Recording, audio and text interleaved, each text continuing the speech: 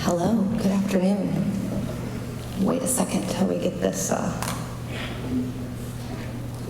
I did technology, so this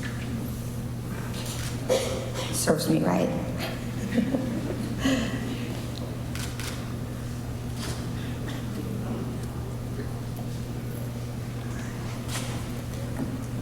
You guys all thought you were done hearing me talk, didn't you?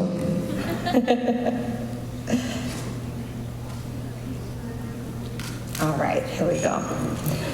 So thank you so much to the graduating class of 2022 for choosing me to be your commencement speaker.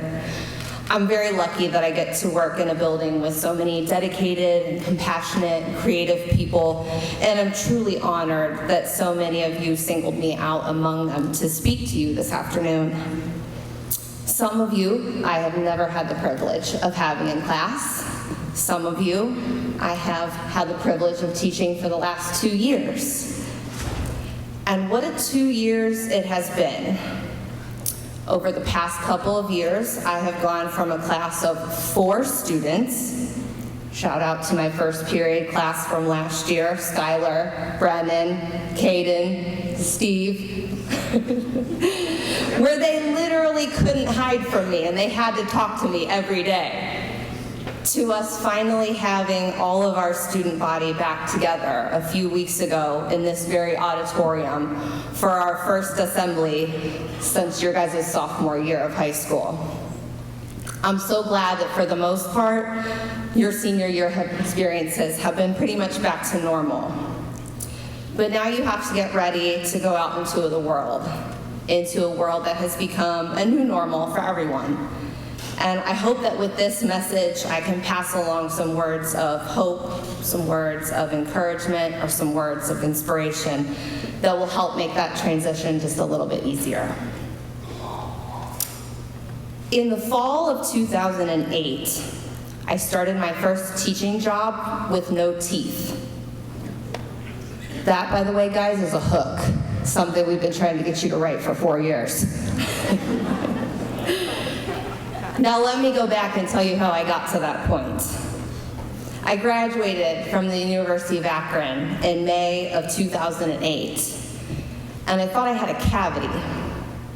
My teeth had been feeling sensitive to things that were hot and cold for several months, but I had been in the midst of student teaching, finishing my college finals, and I just hadn't had time to get to the dentist. So I finally go. They take some x-rays. And my dentist comes in and says, well, it's not a cavity. Great, I'm thinking, awesome. I've never had a cavity before. I wasn't particularly looking forward to having a drill in my mouth anyways. Then my dentist puts up the x-ray. Ooh. Now this might look like a fairly normal x-ray if you were inexperienced in reading x-rays as I was at the time. Fairly normal, except for this one spot. This dark spot right down here. That dark spot, my dentist tells me, is not good, and I need to see a specialist soon. Within a week or 2, I'm sitting with my mom in the waiting room of an ear, nose, and throat specialist in Akron. They finally call us back and give us news that neither of us were expecting. That dark spot from my x-ray was something called an ameloblastoma. That's a fancy way of saying I had a really rare tumor in my jaw. These types of tumors are usually non-cancerous, but they are particularly aggressive and very fast-growing. Surgery was my only option. Then the doctor told me how they would do the surgery. You're gonna have to go to the Cleveland Clinic, he said. We don't have anyone here who can perform a surgery this complicated. They're gonna have to remove your jawbone from your chin to your ear. You will lose all of your gum tissue and teeth on the bottom part of that side of your face. Then they're going to remove your fibula and use that to rebuild your jawbone. In case, like me, you studied English in college instead of anatomy, Your fibula is that small bone in your calf, like from your leg. So they're gonna put my leg bone in my face? At this point, I was really wishing it had just been a cavity. Within a few days, I was sitting in another doctor's office at the Cleveland Clinic meeting with my surgeons, and on July 2nd, 2008, I was taken into an 11.5-hour surgery. To say that I was scared is an understatement. And now that I'm a parent myself, I cannot imagine how my own parents managed sitting in that waiting room all day long. I at least got to enjoy the benefits of sedation. After the surgery, I spent a week at the Cleveland Clinic, and that year I watched the 4th of July fireworks from my hospital room window. When I finally got to go home, I was connected to tubes and drains, I was on a ton of painkillers, and I had to sleep sitting up in a recliner for several weeks because the downward pressure on my face was too painful if I tried to lie down. I was bruised, I was swollen, and I probably should have only really been concerned about my recovery, but what I was really concerned about was the fact that I was running out of time. You see, unlike most other professions, teachers really only get one small window of opportunity in which to apply for jobs each year. I had just graduated from college. I was smack in the middle of that window. Thankfully, I had already submitted a ton of applications for school districts in the spring, just a few months before when I graduated.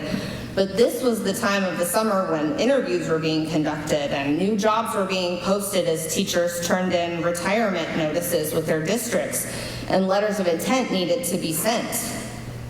This was also 2008, so jobs were extremely scarce.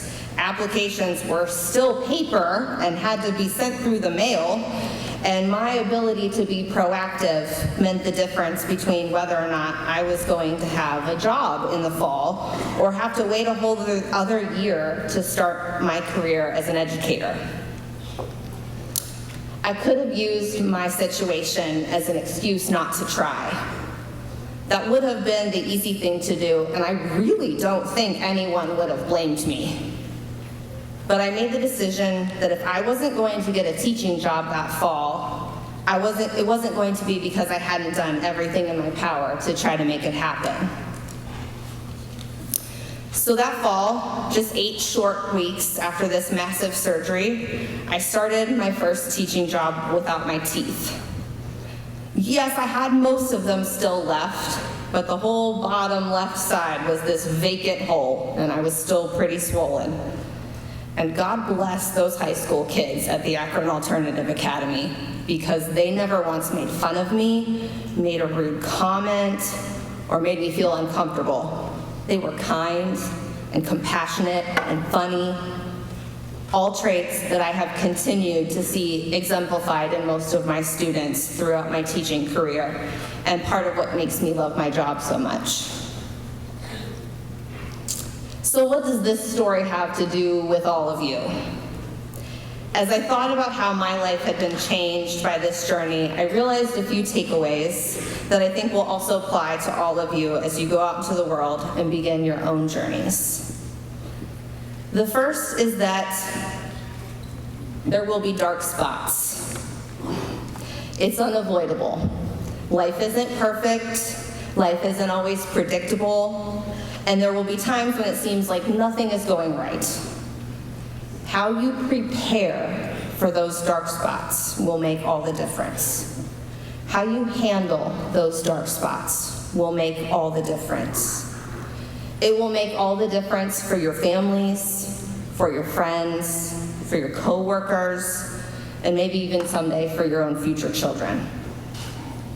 The last 13 years of your school career have been preparing you for how to handle the dark spots, how to persevere when things seem overwhelming, how to communicate with those who are different from you, how to work effectively as a team, how to plan and organize your time, even when it seems like you don't have the time, how to work diligently toward a goal.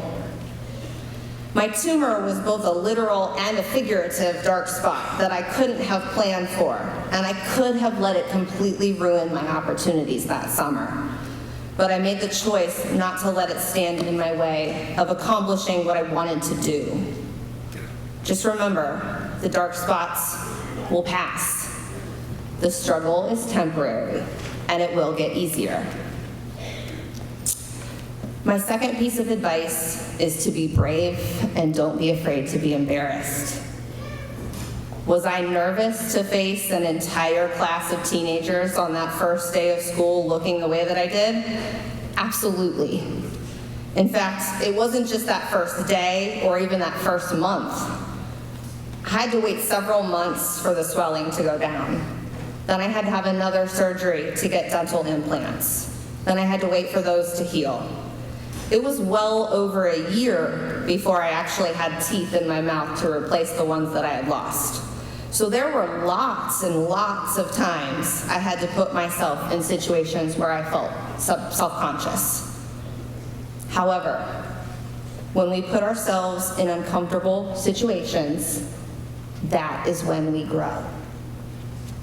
Don't let your fear or your nerves prevent you from opportunities that could enrich your life.